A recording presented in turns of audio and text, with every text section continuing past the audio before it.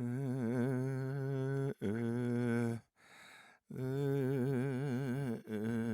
a bad idea. I like it might not work out. I don't think it's going to work out.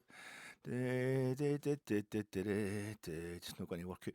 I also get the hungrier, the bigger the challenge. You know, the managers they say the day saying he gets really hungry. Every time there's a big challenge. See folk that commit suicide by shooting themselves or throwing themselves in front of a train or a truck or something like that, or they do the old thing, you take all the paracetamol then and the vodka, and then you wake up and you're like, all right, I got it out of my system, I feel a lot better, and the doctor has to say to you, no, actually your insides are gone, you're going to die anyway. I don't understand all that stuff. For me, it's quite straightforward. Just go to an all-you-can-eat buffet because it's a challenge. You know, I know folk that say, well, don't put too much on my plate because if there's too much in my plate, that pits me off. I'm like, what? It makes me hungrier. The more that's on my plate, the hungrier I get. So I'm totally in tune with the manager there.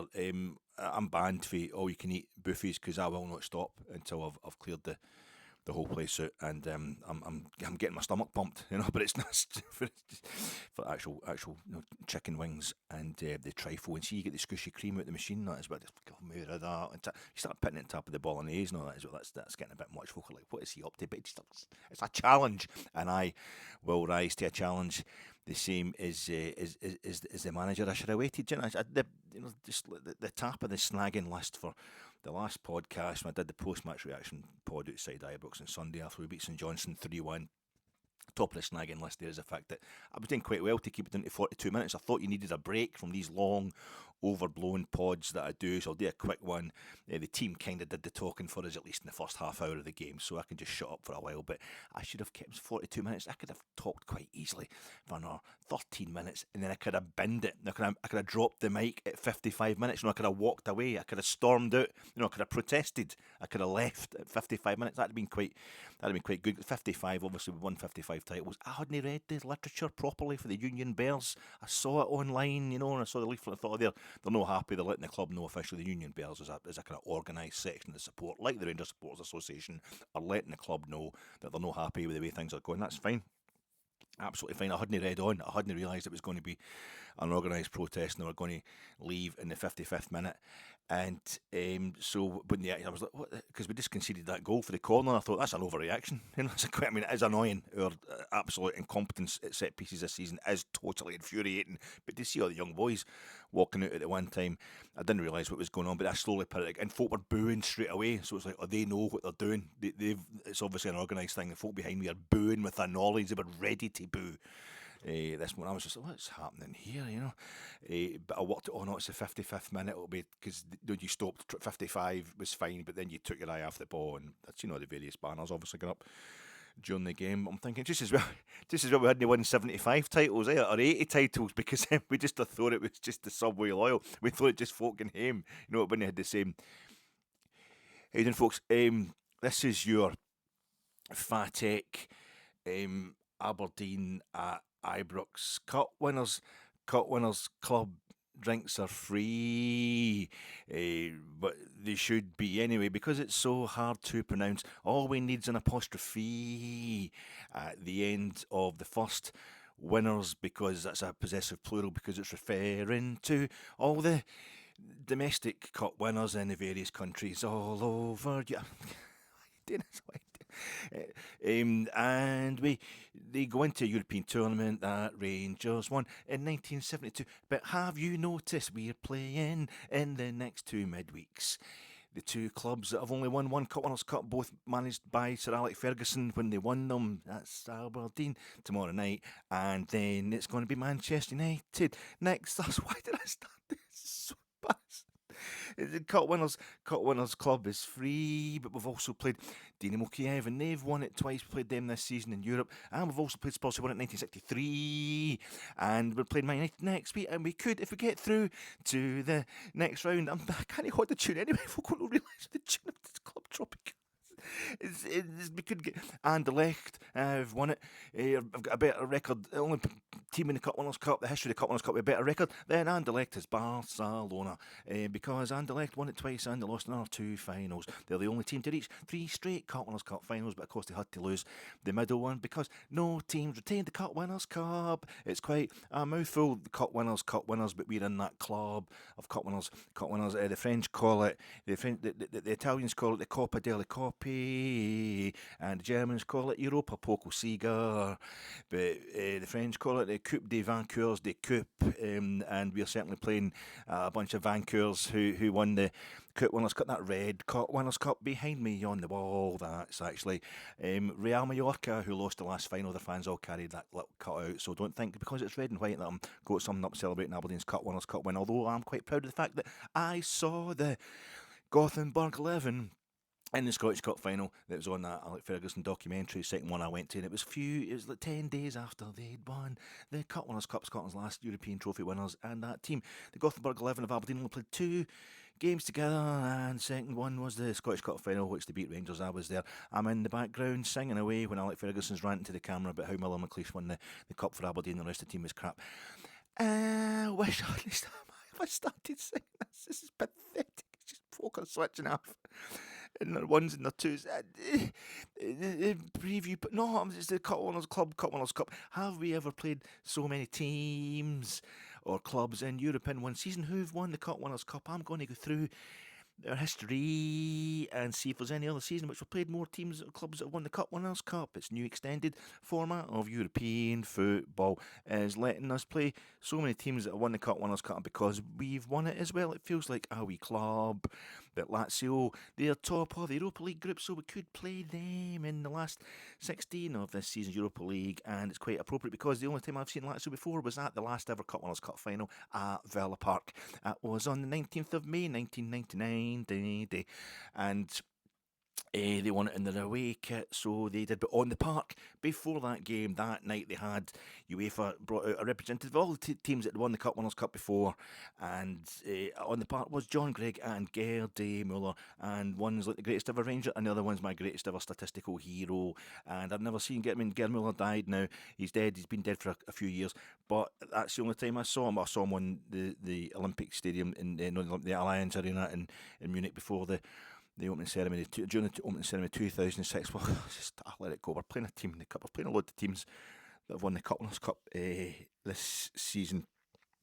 And the latest one is tomorrow night. It's the first one. We'll play. We're going to play 2 straight midweek games against teams that won the Cup Winners' Cup. The only Cup Winners' Cup under the management of Sir Alec Ferguson, who beat Real Madrid in one final and beat Barcelona in the other final, and we won the Cup preview pod coming to you in association with Gersnet. Gersnet, check out the Sunday night's pod, very good. It was Rob hosting it with Alan and Scott, and they had a cracking discussion on all things, everything that's going on just now at Rangers. They had a right good go at that, so that's still on the Gersnet YouTube channel. Get up there and please check that out. I'm sponsored by Gersnet, and I'm also sponsored by First Aiders, and learning a wee bit of first aid, so you can say, because I didn't, and I can vouch for the fact that you should learn some first aid, folks, because I don't know if I've told you this story before. I might have told you on Gersnet, I'm not sure. I wrote a blog article about it as well, because it's quite dark. And it's the mood just now around about Rangers is pretty sombre. Everybody's uptight, worrying, booing each other, and all sorts. And it's no nice at all. And that's just why this. A few years ago, the house I stayed in a few years ago, it's quite near here, but it's different street and all that. Kind of terrace, street of terrace houses, and 3 or 4 doors up was an older couple, retired and all that. Brian and his wife, and his wife, unfortunately, she passed away. I didn't realise it was terrible. One day I came out, because there's different parts of the street kind of kept themselves and all this, and quite right. Some of the folk in that street were absolute head cases, me especially. But one day I was heading out during the day. One day, and it was during the week, and it's quite a sunny day and what have you. And I saw Brian, the guy who'd retired and all that. But he was always well at himself, the fella. I think is it the local bowling club, a good member of the local bowling club and what have you, and he was just coming out his car, just parked his car across the road for his house, and I think he'd just been doing some shopping, and he took a wee stumble. Just as I was coming down towards him, I was going to say hello, and he took a wee stumble, and it's another bloke, especially a bloke's a bit older. It's like yourself as a bloke. If you take a wee fall, you don't want anybody to see. So I was trying to look away as if I couldn't, and but I saw he's doing his knees, and his car keys had fell onto the deck and all that. And I thought I can't. So I just kind of jogged up there. I'm like, "You all right, Brian?" I was just ready to say, make a wee joke about, I know what it's like, mate. You can catch me next time. I'm staggering up the road for Byers Road or something. Like that. You can return the favour. Just going to give him a wee hand up, and he's kind of laughing, smiling at me, going, "I don't know what's happened there." And I just went out to just give him a basic lift up.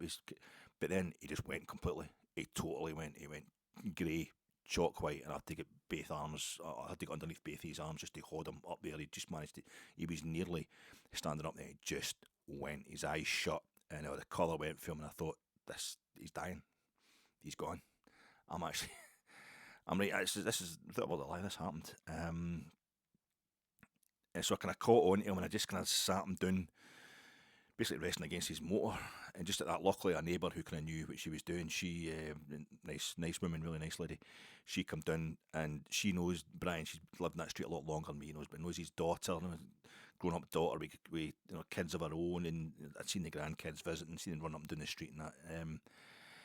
Nice boys and what have you, and I said, "Oh, this is terrible." And I'm saying to her, "What we do?" So we need to get him in the house. She's phoned the ambulance. And Brian was barely conscious. He barely flirting in and out, and he was just graven, just looked totally ashen. And I thought, this isn't good at all.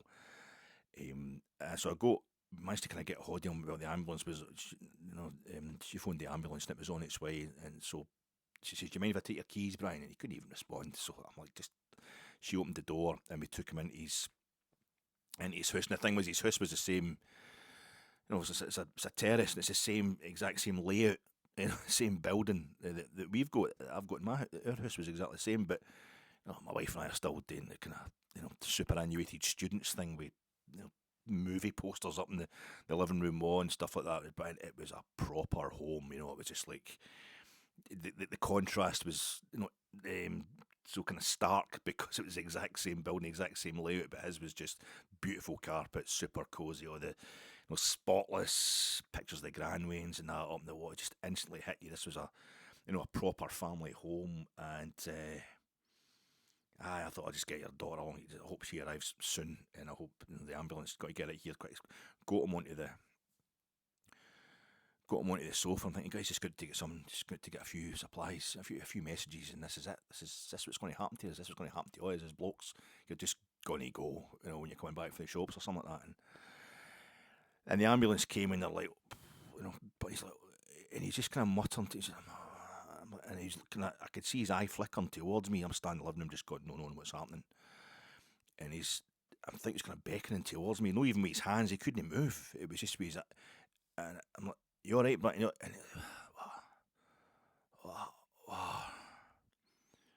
I thought, he wants some water. I'm like, should I give him? I might as well give him some water, because we're thinking he looks like he's ready to go. It's terrible. So I went through the kitchen, beautiful kitchen, same layout as ours, but obviously it's just everyone's spotless and all that. There's no unwashed dishes and crap all over the place like my place. So get him a cup of water, and just kind of actually having to hold it up to his lip. He couldn't move. He could barely get the water over him. And of course the ambulance turns up, and the first thing they tell you is, the first thing you do if somebody collapses is the two things you don't do. The two first things you don't do is move them or give them water. So I'm like, I'm fucking going to kill this guy. I'm actually trying to help. You're going to kill him, because he couldn't be. The road, folk were swinging around that street. It's a kind of, they come swinging around sometimes. You thought he's going to end up getting hit by a fucking motor to top it all off. So we had to get him in the house, I felt. But it's just to give him some dignity, I felt, because this could be it. And then the ambulance guys, I've got the stuff on him, they're putting the pads and that on him, and on his chest and what have you, and I'm like, I need to go here. I don't have any business being here, because the woman across the road, she knew him, she knew the family and that, and I thought, that's right, I'm just going to hit. And he says to me again, I don't even knew my name. Oh, Brian, it's all right. You're all right, mate. I'm saying you're okay. They're going to, the experts are here to look after you. And, and I'm like, this is like his last fucking will and testament.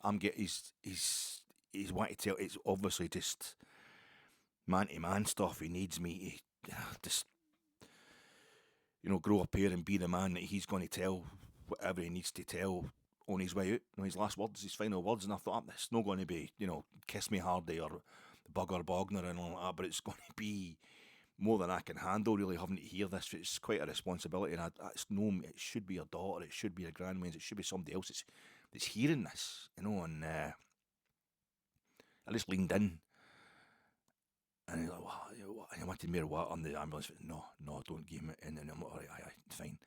I said, no, Brian, you can't just, I'm going to let you.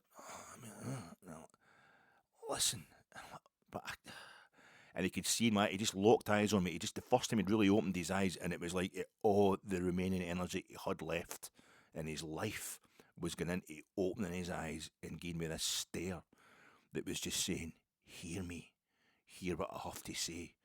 You big useless kid. I've worked all my days, and all I ever wanted was my family to be safe and to have a job, and everything else is just a good day at the balls. I don't want much. You can listen to the one thing I've got to say right now in this moment. And I was like, sorry, Brian, what is it, mate? He's like, there's a lasagna in the back of that motor. Could you stick it in the freezer before it gets past its sell-by? All right. Right, Brian, no bother, mate, no bother. And that was him. I went out to the motor, and he had the lasagna and a pint of milk and that. So I put that in the fridge and I put the lasagna in, and he's like, did you get put in the freezer? Because I'm trying to get, no bother, Brian. And I went along the road to the house, and he had a few weeks of rest, and now he just basically overtakes me, when he's walking about this. He's still, fucking speed walking and all that, skinny bastard. And I'm like, right, Brian, So I think it's the same situation with Rangers just now. I think if you're on the outside and you're watching what's happening at Ibrox on Sunday there, and it was on the main headlines of the UK news and the BBC and stuff like that. Oh, Christ. There's Rangers fans walking out and other ones booing them, and geez, you'd be thinking, what is going on? I've got a mate who's a Swansea supporter, stays in London, that, but he's Swansea, he's written a book about Swansea and that, and he's texting me just towards full time Ibrox on Sunday, wanting to know how's the St Johnstone keeper getting on, because he's on loan, I think, for Swansea, or certainly played for Swansea. And also, it's John McLaughlin that's going to be playing for us in a few minutes, and they're playing Southampton in the FA Cup on Sunday night. Is that what you got to tell me about him? And I'm like, I couldn't really tell you anything positive about either of the keepers. He soon found out, I think, the first goal that John McLaughlin conceded for Swansea at Southampton. But he's the kind of guy who'd be like, what's this absolute calamity? What's going on with Rangers? What's happening? This is, well, we're second in the league. Right? But what's the the walkouts and the booing and all that, and the protests? What is it? We're second in the league, and we're probably going to a good chance we could qualify automatically for the last 16 of the Europa League. We might not even have to go through the playoff round, which I think we're almost certainly in. But what's it's a disaster. Obviously, there's protests and stuff going on. We've dropped 2 points at home all season. Just cuff Celtic 3-0. But our away form's pretty crap. But near enough. The holding company got liquidated in 2012. So what's everybody? That's how I kind of see it, and I know that really upsets folk. And there's this big division, just it isn't a big division. We're not going to get out of hand about this. It's probably an age thing as much as anything else. There was a few older people leaving on 55 minutes the other day, but not many. It was mostly the young dudes, the Union Bears, who bring the noise. They totally bring the atmosphere. There is no two ways about that. You certainly miss it. The silence. Obviously, I think that's why I wasn't expecting the walkout on Sunday. And the folk that I usually sit next to it, they weren't there. There's three ways this sport has gone on this. It's like the ones that are sitting in their booing, the ones that are leaving. That's not the problem. It's the other 10,000 odd that just haven't, maybe 15,000 that just haven't turned up. That's the silent majority, literally silent. They'll not be silent. They'll be chanting away to themselves while watching Antiques Roadshow or whatever. It just didn't go. to the game on Sunday. That's the real protest, if you like. That's the one that's most effective. It's no hysterical. It's no proactive, really. It's just, nah, I'm done. I don't believe in this. I'm not enjoying it. And that's also something I disagree with as well. I am very much into you'll suffer. Go along there and suffer, because when we win the league, everybody's declaring their loyalty, and I think that's something that's you have to show a bit of. But at the same time, it's everybody's democratic right. You don't have to go to the football at all. There's nothing, and you can leave the football whenever you want. It's no a jail. It just sometimes feels like that. The big house must stay open. I think the big house was, I don't know what they call the bar L. I felt that at times, but I was stunned because I didn't really know what was happening with the protest. The silence. If the Union Bears are there, that's how they're showing their discontent. They're unravelling these banners. They're singing a wee song of protest, which I didn't understand what they're actually singing. But I mean, I couldn't make it out. I don't understand why they're singing it. I know it, but I couldn't make it out. But it was the quiet. And it reminded me of what I'd be doing on a Sunday if I wasn't at Ibrox. I'd be watching Jane McDonald on Channel 5. Never mind the old religious stuff is on BBC, songs of praise and all that. A lot of religious stuff in the telly. Channel 5 is the religion on a Sunday. Jane McDonald all day, cruising with Jane McDonald. And she is really camp. And I mean, it's quite a good. I remember coming off, and she's in Portugal, and she comes off, she's got the denim shorts on, and she's coming down off the boat, doing the gangplank, and there's the boy standing at the end with the suit and that on. He's obviously working for the kind of holiday company or whatever that runs the boat. And he's like, "Buen dia, son, buen dia." Jane McDonald is absolutely fantastic. She's a tremendous character. And at the end of every one of these programmes, she takes a wee cruise somewhere, makes a lot of kind of comments that what was it she said? There was one, she was in Japan and she was going to I can't remember what she's something like bonsai tree, or it was just a normal, straightforward explanation of what the fella was doing. Was it origami? He's making a he's making a soldier with a helmet or something. It was just in her work, the way it came out, proper kind of just properly entertaining, proper adult entertainment. Just sounded like a drag act almost. The kind of the way the part she comes out, which is absolutely fantastic. Jane McDonald, and at the end of everyone, she does a wee song that's kind of appropriate to where she is, and she was in Iceland. So it had to be Bjork. It did have to be Bjork that she was going to do during the Iceland cruise. And I thought it was quite a brave choice. It was a brave choice for her to pick. That one is it's so quiet. It's so quiet. Because it's a kind of homemade video. It's just the camera crew that she's got there that are following her around on these cruises. Now, I don't imagine there's not a lot of special effects going on. And she's pasting together a wee music video. And she did the old Bjork. It's so quiet. Shh. Shh. It was quite impressive. It was very, very brave choice. I really, really liked it, and it's a legend in our house, that performance. And that came to mind on Sunday. I'm sitting there thinking, as we banged in 3 goals in the first 25 minutes, it's so quiet. Also made me of a thing I saw. It was a comedy critic for the Guardian or something, a broadsheet newspaper comedy critic, or London Evening Standard or something like that. It's just. At least 10 years ago. I mean, more than that. Well, Sean Hughes was still alive. I remember that much. And I think it was at the end of the Fringe, the comedy festival in Edinburgh. At the end of the comedy aspect of it, the Perry Award or whatever. They have a special night at the end of that where all the comedians are in the audience. And I don't know if they have special comedians, but this guy was going to do a stand-up. He'd been challenged by somebody to do his own. He'd never done stand-up before, but he was a critic for this. He was a well-known critic. He could make or break comedians. So he was trying to put together an actual stand-up routine. And he was terrified as it was going on.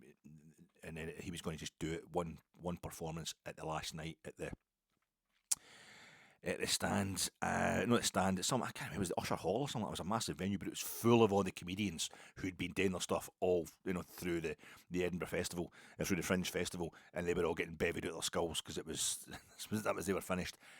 The worst audience ever for it, especially somebody they all knew. That guy had savaged various ones of them in his newspaper article, and I felt as if Rangers, the way that the 3 goals they were scoring, it wasn't the comedian, the comedy critic.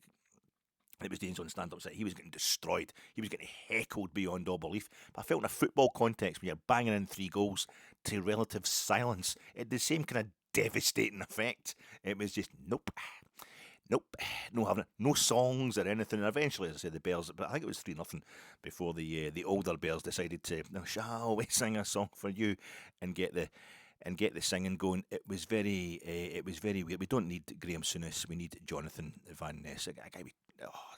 I knew as soon as I said Jonathan Van Ness, I knew I was going to misgender them. The minute I mentioned Jonathan Van Ness, who is the greatest person on the planet, the strongest person I have ever heard talking, Jonathan Van Ness. We need to get Jonathan Van Ness in to give us a bit of the queer eye for the wayward Rangers right now, to get the place just refitted and believing in itself again. But we don't need to get rid of anybody, we don't need to get rid of the manager, just give the whole place a kind of spruce up and a sense of belief in itself. I felt that was just rebuild with love and support, get everybody on the same page. And then there was the walkout, and that was, remember John Knott, the Defence Secretary, the guy who just did all the announcements during the Falkland crisis. I remember all that, when the British soldiers were getting killed and what have you. But there was also a famous thing with John Knott where he walked off. Is it Nationwide? The old Nationwide programme used to be on, old news programme, BBC. Robin Davies interviewing him. He's just like, "I'm sick of this."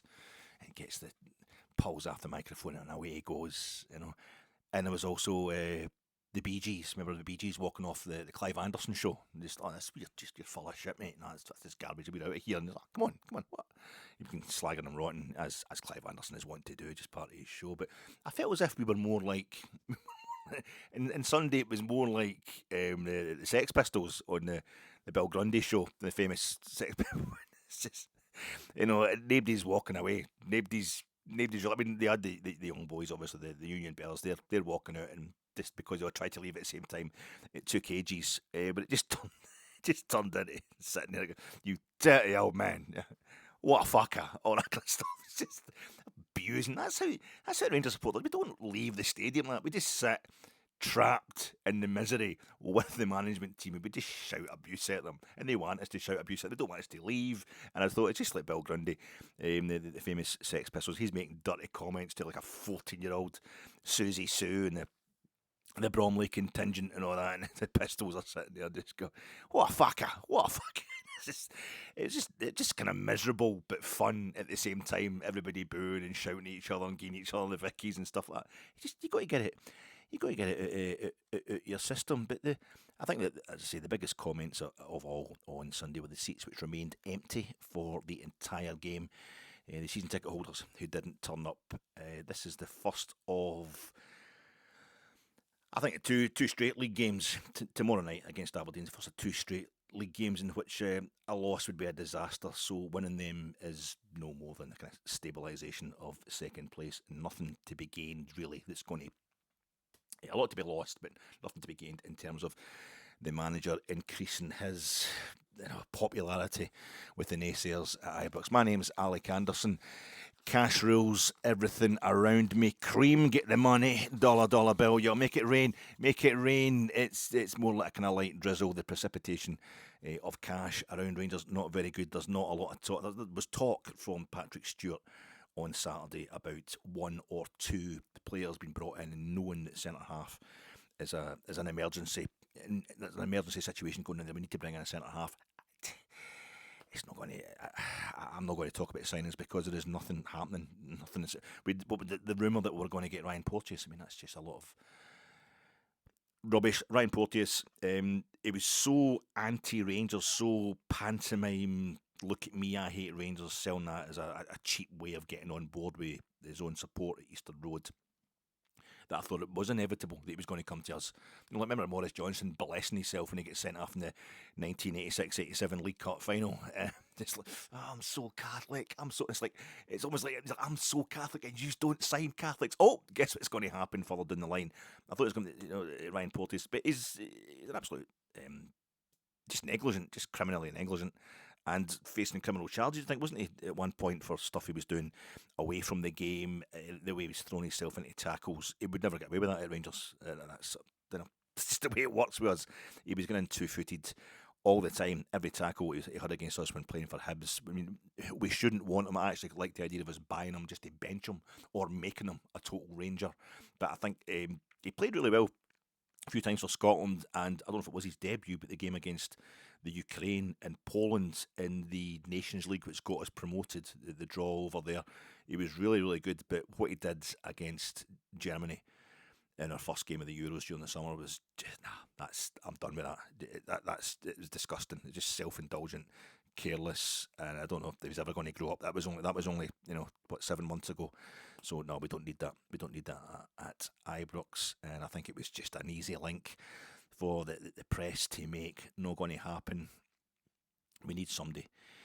We need Europe. We need to do well in Europe. We need the Scottish Cup and another couple of decent results, I think, to get the kind of the remaining people, the people who are still objecting to the manager, the folk who've stopped going to the games to come back, because I think the next option would be big name summer signing to renew their season tickets. Basically, this is what Patrick Stewart will probably be looking at as well, the CEO. If we don't do something in the Scottish Cup and a big result or two in Europe this season, certainly beating Celtic another couple of times, maybe once in the Scottish Cup, once in the league, then I think the next option would have to be like a big name summer signing for us to get folk renewing their season tickets, and I really don't think that is an option. I just don't think we have the cash just now. Anyway, Rangers remain unbeaten in the calendar year 2025. That's about the only thing you can say for us just now. The whole thing about leaving on 55 minutes. I am 55 years old, and the way I'm carrying on just now with the cakes and the biscuits and the chicken wings and everything else, checking out, leaving on 55 might be might be an option for me in a very literal sense. I'm not protesting. I want it recorded just now. I am not. I've got nothing against. I'm not in favour of walkouts. I'm not in favour of turning my back on the team. So it's just me dying from a massive heart attack. If you see me getting the St John's, the St Andrews, the ambulance folk getting in there, and the first aiders and what have you taking me out of the game tomorrow night or any other game this season, it's not a protest. I'm just dead. I think this is why. I think the whole kind of atmosphere around this. It's why I was objecting to Chris Sutton volubly to the point folk don't let that knob end annoy you, and it was annoying me. I just happened to make it. I had to watch a bit on Sky. I usually do mute them. It was the bit they were talking about the offside decision. I could see on the screen they were talking about the offside decision for Dundee in the second half that ruled out Dundee going 2-1 up. So I had to listen to what they were saying, and straight away Sutton was just giving it, well, who's making the rules? And it's all this stuff about basically we'll have the facts in front of us saying the guy was offside. Yeah, but is he really? Casting doubt on facts, which is just... That used to be assertion without evidence. Now it's assertion against evidence, and it's bled into politics, and it's a horrible thing in life just now. So that did kind of push me over the edge. But I think it applies to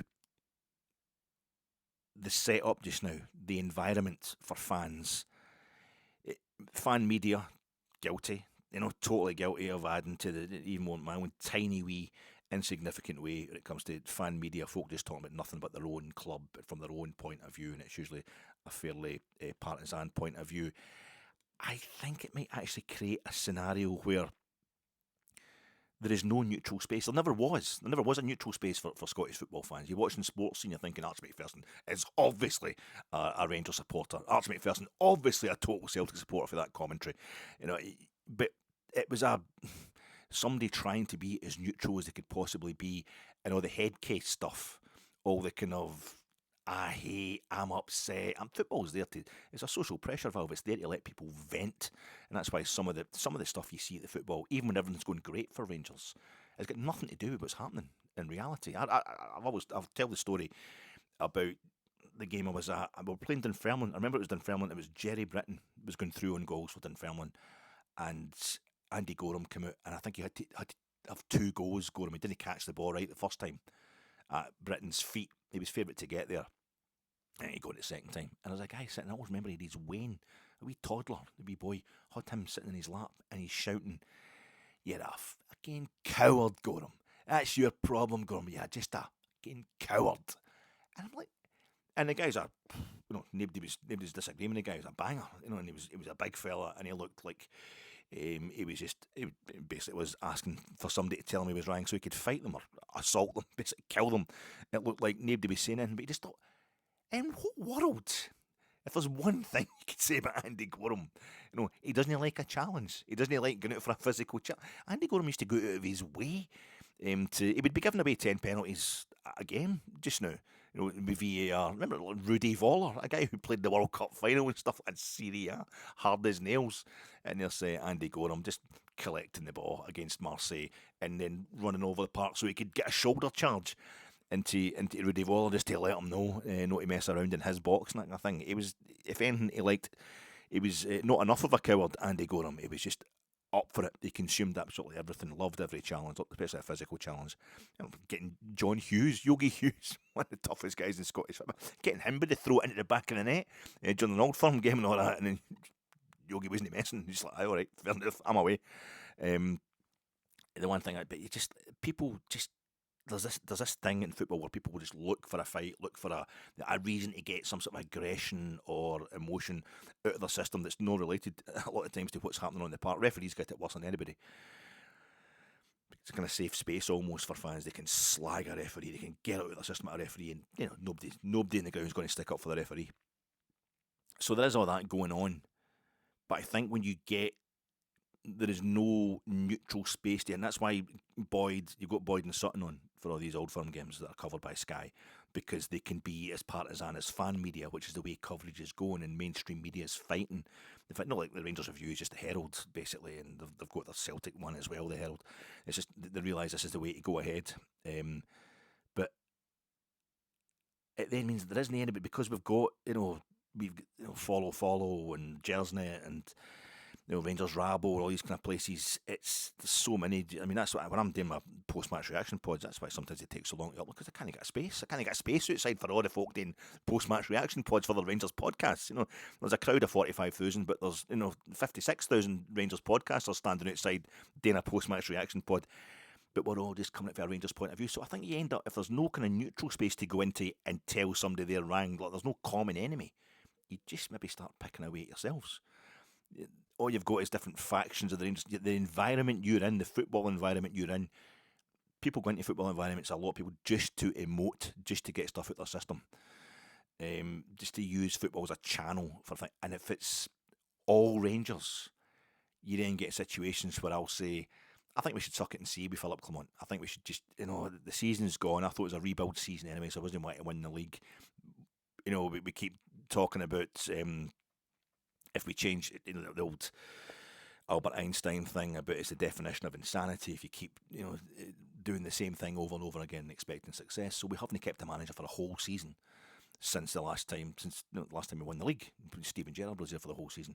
So we need to at least try that. If it's going to fail under Clement, we might as well at least know that we tried to keep him there for the whole season. And you'll get people going, how can you defend him? And it's like, well, I'm not actually staunchly defending him to the death. I do think this is the way to go ahead, just the way to proceed. But I will change my mind. The old Maynard Keynes thing. Is it Maynard Keynes? The facts change. My opinion will change. That's what's supposed to happen. If we get poor results, for example, this Wednesday against Aberdeen, but people will come out and the way they'll come at you and retort to you. Rangers supporters, they're not listening to what you're saying. They're looking for somebody to disagree with what they're feeling so they can explode. I do it myself with this convoluted pish that I put out on the podcast. So I think that's why I was so... It's like there's no neutral space we can go, and we can just all have a common enemy. Because we don't... I was talking about that the other day in the podcast, and I think a few folk misunderstood what I was meaning. I think I as usual expressed it badly. But I just realised that when we beat Celtic 3-0, the first time we beat Celtic in over a year, I'm supposed to go on to Celtic podcasts and start, leaving messages and, on that and listen to what Celtic fans are saying about it. I don't have enough time because there's so many.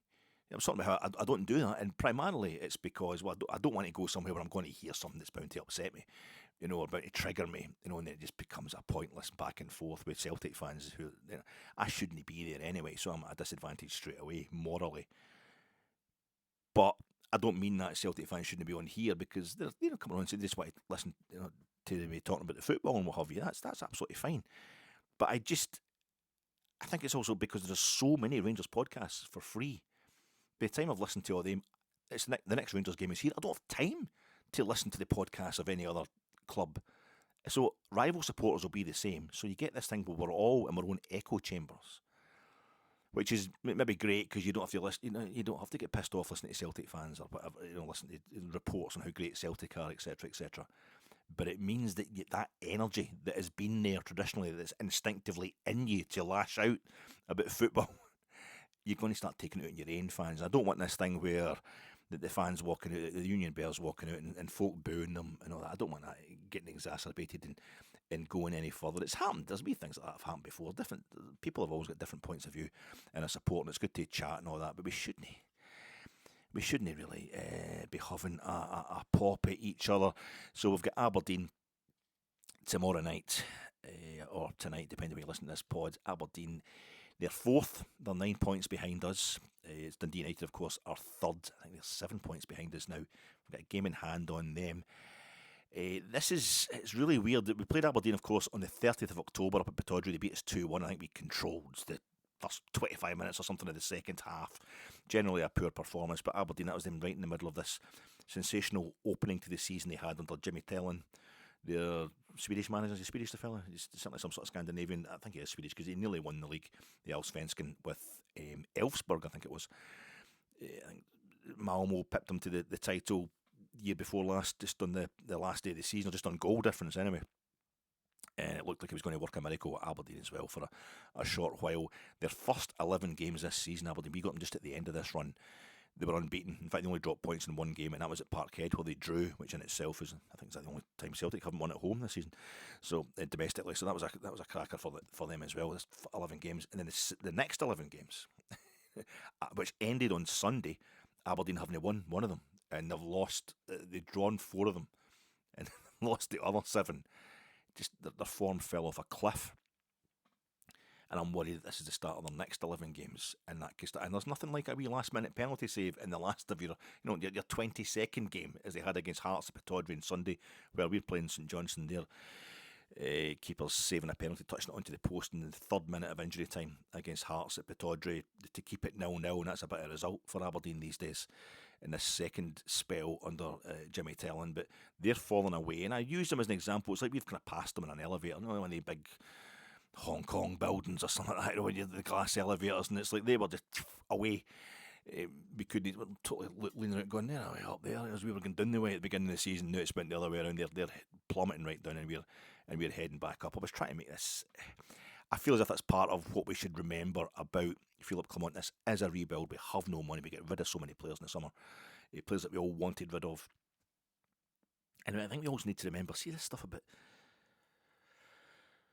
Dessers and the signings that were made last season, Sam Lammers, etc. That's shocking, terrible, awful.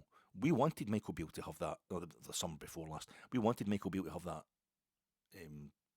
control, because we had it in our heads that that's how Celtic were so good. They had a manager from Japanese football who'd done well in Japanese football, Postecoglou, and he brought a whole lot of Japanese players with him. That was him. They recommended these players and got them in the door because he knew them all. So that's a way to success then. Let Beale pick his own players. And we wanted sign Lammers, announce Dessers. We wanted all that. And it does stick in my craw sometimes, the way we are all tell the club, do this, and the minute it doesn't work, it's all on the club. It comes a point where when we get the holding company get liquidated in 2012, the cry was, well, the supporters of the club. Anyway, it doesn't matter. The supporters carry the club on. We need to take a bit of responsibility, I feel, as a support. But that's just me. I'm just some Wally giving his own opinion. But I feel as if this season, when Philip Clement, it was, we're going to finish third. We're going to finish lower than second. That's totally unacceptable. It's just after 2-3 months of a complete rebuild. And what he's done, as I felt, was I was trying to do some stupid analogy. I don't know enough about mountain climbing. Like he's putting in these safety ropes. They put the pegs in. The proper climbers, as they're heading up a cliff, for example, they're scaling a cliff face, and they'll rattle these pegs in so that when they fall, They take a wee fall, they will fall a wee bit and it will hurt, it'll be sore, but they're not going to plummet all the way down to the bottom. And it's like Aberdeen won't take the time to put the pegs in. They want to take the time to put the safety ropes in, and they have just gone right up to the top and then plummeted straight back down. The problem, as I say, is if it's working in tranches of 11 games at a time.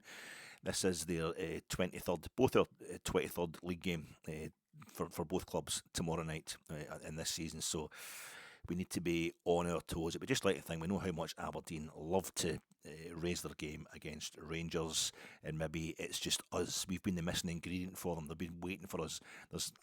I think it works two ways with long unwinning runs. You think, right, they're crap. They're having a terrible time. We should go there tomorrow, and just that's what we need. We need a team that's in bad form. We get stuck on about them. The other thing is, it's just the weight of the numbers. You feel as if it's got to stop sometime. It's got to stop sometime, and make no bones about it. If Aberdeen take anything off us this Wednesday night, I think that could be it for Philip Clement. What the fans or what we are clearly trying to do, I think, is create a scenario where his long-term plan doesn't really matter. Philip Clement will make it so toxic that he has to go. His main domestic positive this season is his home form, but our away form is so bad that we need it to continue being almost 100% at home as it is. And for me, it's somebody was saying to me today, Big Phil, a different Big Phil, on the comment section under my last pod. He was saying that you don't really get a prize or whatever. He just having a laugh, obviously, talking about the home form, but it's good, but that's not going to win us anything. It's no. I think if it's a rebuild season, you really need to. That's the first thing. Like if you're building a team, you want to get your goalie and your centre halves right first of all. You need the spine of the team, your sitting midfielder, your striker. That was the thing they always used to say. I think in terms of the results, you want to get your home form right first, and you launch it from there. And it turns out we've just missed it the middle bit. The home form's fine. The European form's sensational. It's the middle bit. It's the winning away domestically, which is really it's terrible. But I think we're in a situation now where he's not going to get any credit for that home form. It's just like you need to keep that going. We're in this run of 3 games at home, drops points or struggles in any of them. It really ramps up the pressure. I think the supporters are at a situation where they're going to make it so toxic if there's any setbacks.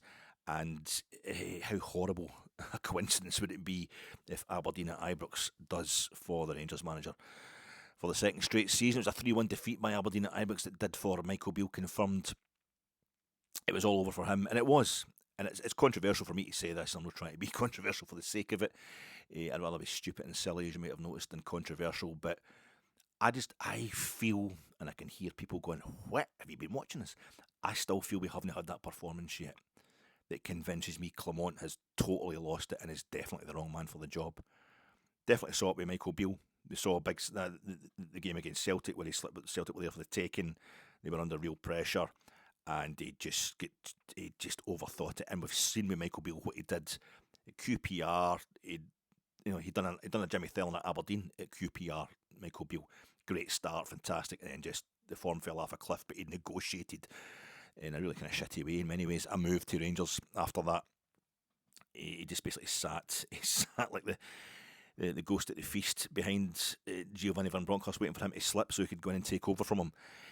And then he went to, where was he, Sunderland, and where else did he go? He went somewhere else, and it was a total disaster for him there as well. So I think we just seen that Michael Beale was just straightforwardly a bad manager. I keep meaning to check up on how Giovanni Van Bronckhorst is doing. I don't know, but he did the job at Feyenoord, Gio, and I think the manager, Philip Clement has done a great job.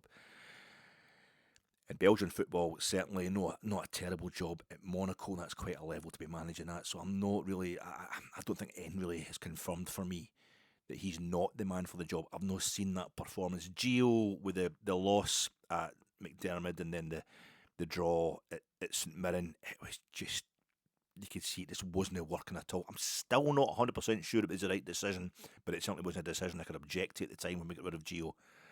I haven't seen anything from Clement yet. I haven't seen a run of performances yet. I haven't seen a run of bad results that would intimate to me he just doesn't know what he's doing.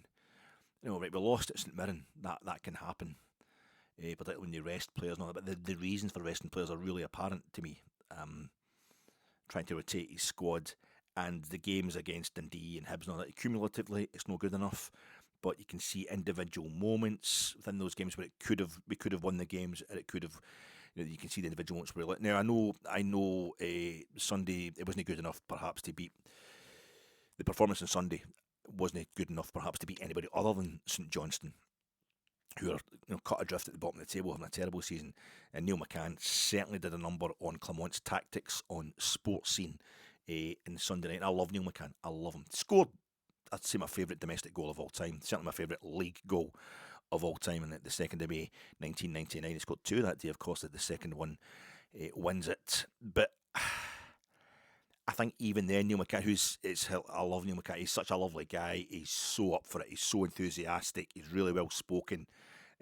Always looking for a square goal as well. Neil McCann. And I watched my season ticket was in the top tier of the Government, over towards the Copeland Road box, basically opposite, other side of the park from where I'm sitting just now. Watching him and like Alberts and Arthur Newman and all that combining, Ronald de Boer down that left hand side, second half at Ibrox. Even when we had a couple of mediocre seasons, it was just an absolute privilege. He's phenomenal, Neil McCann. Tremendous player, tremendous player for Scottish football. Never mind playing the Scottish Cup with 3 different teams, Scottish Cup final, 3 different teams, was it? Or certainly the one he had with Falkirk added to the number of Scottish Cup finals. I think it's some sort of record for the number of Scottish Cup finals he's played in. But just a phenomenal player. I mean, that boy played in for Lovencrantz in the 2002 final, but.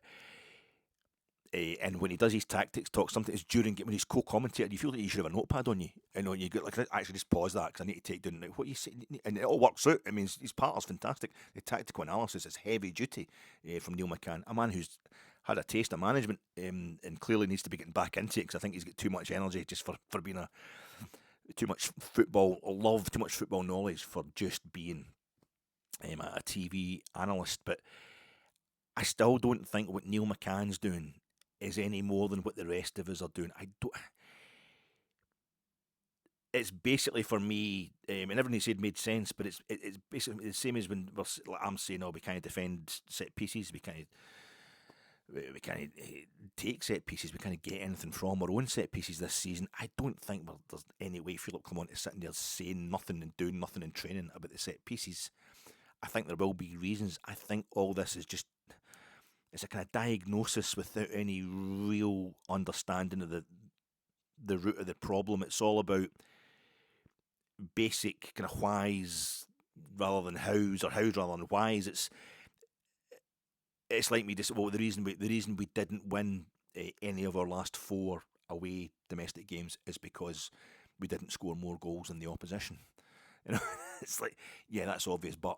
And I feel that a lot of the stuff about, Rangers don't have players coming in to fill up these areas and all that Neil McCann was talking about on Sunday is just, I think if you got in a conversation, a private conversation with Philip Clement, that would all get explained to him why that's not happening and blah, blah, blah. And I think it would need to be a private conversation because he wouldn't want to upset the fans and he wouldn't want to demoralise his players. I think a lot of it would be to do with the paucity of the squad that we have. We don't have any players. We don't have any money. And I think Philip Clement himself has been cheated in many ways. The situation was a lot worse than he realised, and he said that, and he spent the whole summer and the early part of the season trying to more or less say to us, we're in a really bad state and it's going to take a while to get us out of this, because we don't have the money to throw at it, to solve it overnight. And it's like only now that we're all starting to protest at what he's told us back in the summer. Really, feels an unfair situation. I've been in a situation in my working life. I remember when I was working part time at the bookies, which quickly became more than full time during the summer and what have you. Because I'm so old, like a child of the Industrial Revolution, I was at a situation where most folk are doing their gambling online now. But in the bookies, it was going from the wee the paper slips. Guys my age will remember this. You would go into the bookies and you would write. It was a wee slip that had a bit of carbon paper on the back of it. You'd write down what you were betting on, and you'd hand it to the cashier. Take the money off you and then run it through the till, stamp it, time stamp it, and then you'd get the receipt, and they'd keep the original copy. That's how it worked. And then it became this system, around about the turn of the century. Basically, it's like the turn of 99, 2000. This system where it was computerised, and you get a print off. And you would fill in a different kind of slip that just ticked wee boxes, how much and what odds and blah, blah, blah. And you would run it through basically a fancy fax machine on the other side of the street. So when that first happened, I'm working in bookies in Glasgow, they're really busy. The staff don't know how to use them. There's all sorts of wee problems with the system itself. You saw the Horizon thing with the sub postmasters, nothing like that. But it was everybody. There's no shortage of folk, staff complaining about it at the time, and it was costing us money and what have you. And I remember the same thing happened. I was working for a bank, in a kind of admin section in a bank, big open plan office. And I was just basically a data inputter, just a glorified desk jockey sitting there, just slavishly inputting data. And I wasn't even very good at that. Never mind anything else involved with banking. But again, they changed the system. They changed the computer system or the program or whatever that we were putting the data into, and it was causing nightmares throughout the whole. And everybody's got to relearn the job basically, and it was just slowing stuff down in a department that needed things to go really fast. It was all about last minute payments and stuff like that, and it was just like a nightmare. The staff were all complaining. They brought in, and in both situations, wanting the bookies, wanting the banks, they're bringing in, high Higgins, as you always say, for the head office or whatever. And everybody's going, this isn't workable. Look, you can see it's not workable, but totally. And like, no, this is happening. No, this needs to get done. This is going to work eventually, and it's going to work brilliantly, and it's going to make life, sod you. It's going to make life for the bank and the bookies easier. So you can learn it or you can leave. And I think there's a bit of that with Rangers just now. I can't help comparing it to the same situation where we're going to have to rebuild the team, and it's going to take a while. And you see what happens the minute we get any injuries. We're having to bring in boys for their first ever game of football, and first team football, away to Dundee at Dens Park and stuff like that. And we as supporters get to walk away. We don't have to bother with us with that. And the manager might get sacked, but I feel as if stick with it. We need to see this through. We need to. It's so obvious that the club's in a transition on the park, transition off the park. We don't need to be sacking folk and hunting folk just now. We need to be getting folk in and getting them to do the bloody job. Just persist with it. But it's really, I feel as if we should almost be holding Rangers managers and employees over the fact, like, you will keep doing this, but it's the opposite. We're like, stop doing it. I know. I just want to get in a manager who'll solve everything overnight. It's not going to happen. I just don't think it's. I don't think it's going to happen. But it might make us slightly better. I don't want it slightly better. We want everything.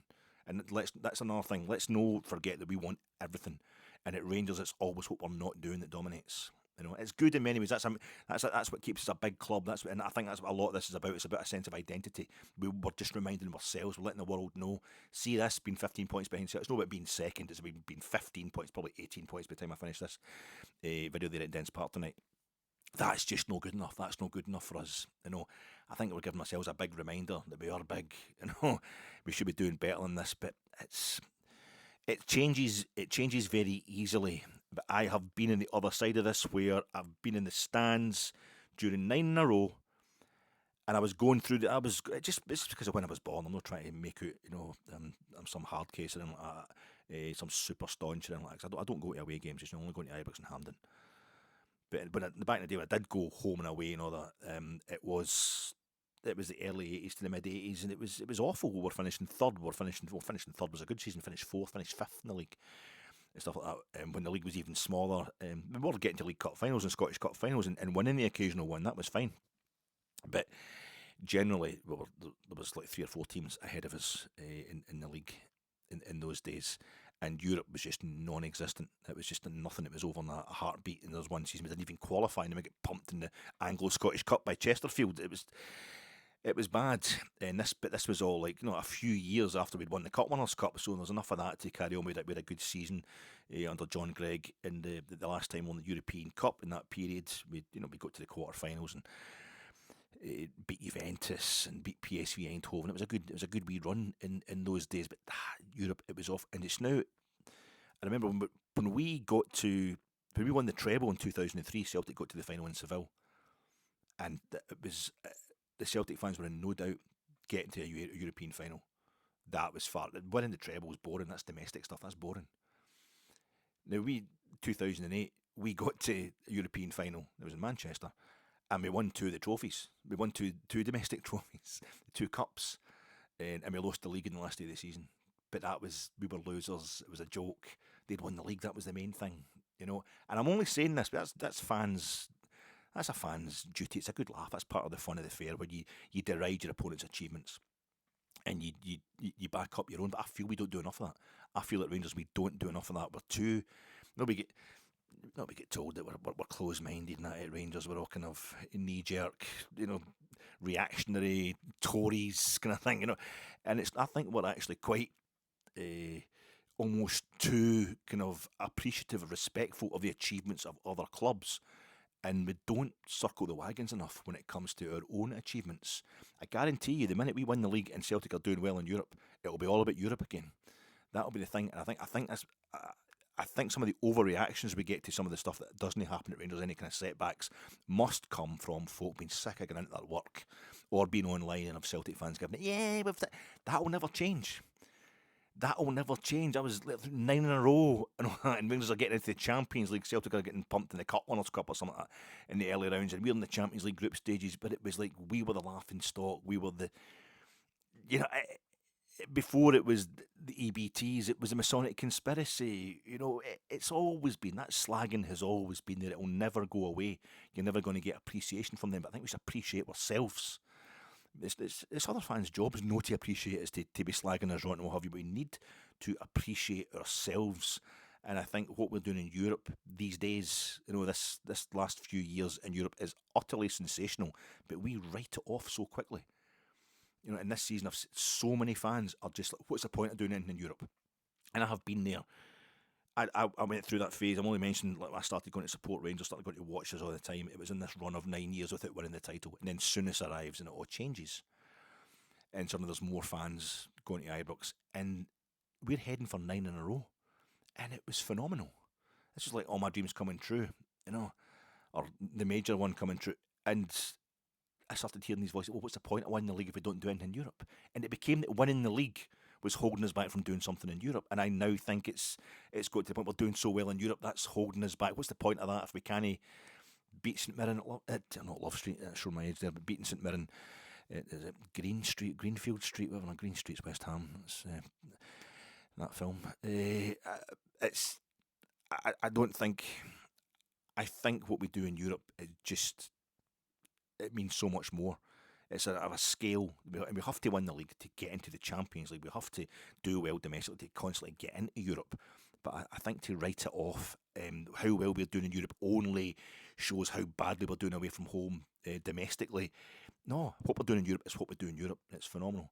We're in a situation just now, the next 4 games we play, 3 of them are no-win situations.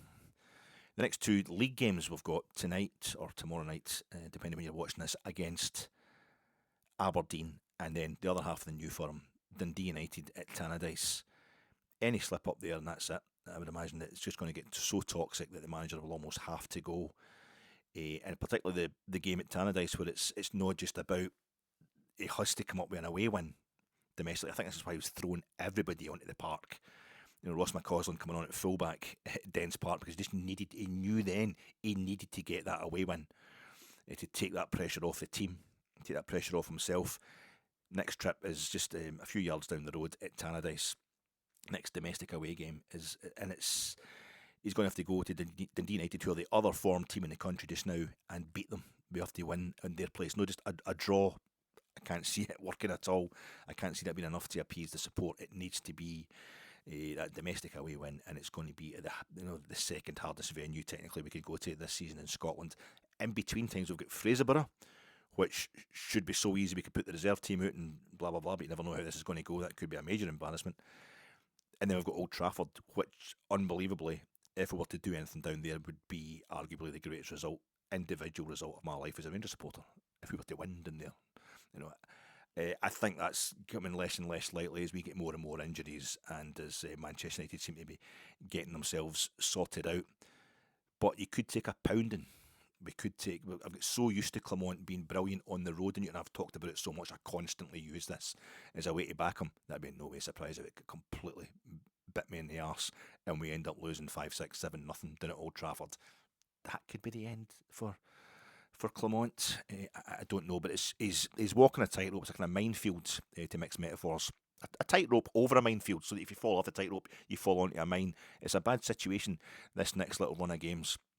I think there's a danger that you're so focused.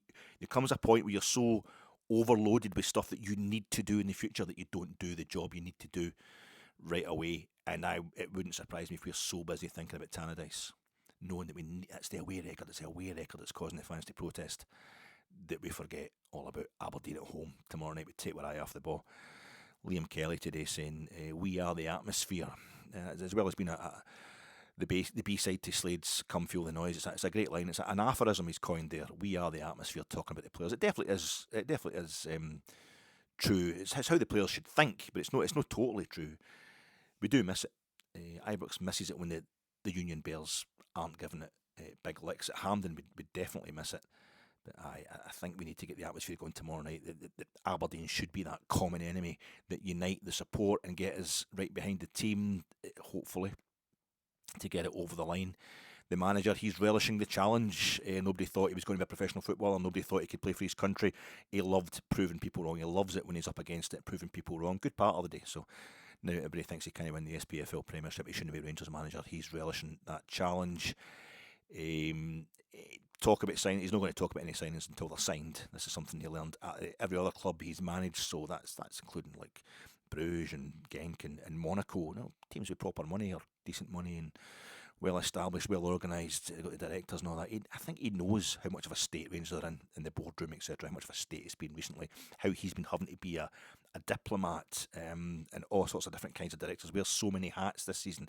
I love it when he says. I hate it when he does he continues to say, "I'm not busy with that. I'm not busy with that." Can somebody tell him it's preoccupied? I'm not interested in that. I'm not preoccupied. Give him some synonyms. Give him, the ability to say that correctly. I can't speak any foreign languages, as you know, but I feel it's starting to get my nerves. But I love it when he says, I'm just here to deal with the sportive stuff. Is it sportif, he's saying, as in Lecoq sportif? Or is it sportive with IVE? But it just sounds so continental. It sounds so organised. It just sounds so much elan in it. It sounds chic. It sounds suave. Sportive. This makes me think about Michel Platini, stroking in a free kick over the wall, bending it at the top corner, then running away with his Lecoq sportif kit on, and taking back handers and what have you, and evading the taxman. So it just sounds really good. Tav and Balogun are both back in training. They're going to be assessed. So surely the two of them are so old and vital to the team that you think just give them a rest until Sunday. Just don't rush them back tomorrow night. Let them play against Fraserburgh on Sunday. When it should be a bit easier. We'd hope it's a bit easier. That game against the Broch in the Scottish Cup.